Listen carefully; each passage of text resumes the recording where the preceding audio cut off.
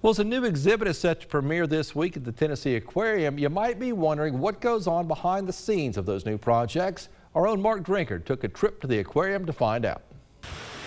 The Tennessee Aquarium will be unveiling a new exhibit next week. Crowds will certainly be lined up to see what they have in store, but the story starts much earlier than that. Planning for the Ridges to Rivers exhibit started over 2 years ago. The process started about brainstorming, trying to come up with a big idea. What could we do to make our sturgeon exhibit bigger and better? That was the genesis of the concept, was a new sturgeon touch experience. And so then it just kind of expanded into the entire gallery. The focus of the tanks shifted to local freshwater fish species.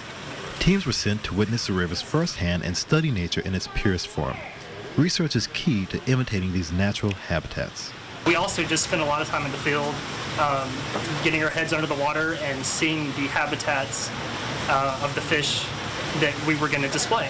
And so we learned a lot of little interesting things, like certain species like to hang out here, and so how can we mimic that?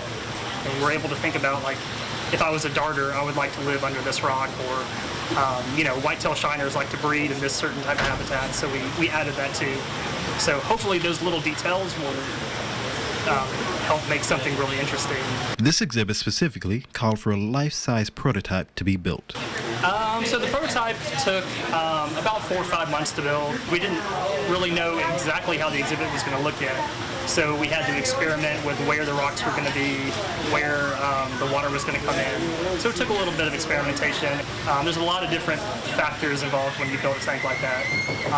But it ended up being very beneficial, and we have a really good exhibit to show for it, I think. Work is almost complete for the March 1st opening. Excitement is palpable as everyone is ready for the exhibit to be seen. Mark Drinkard, News 12.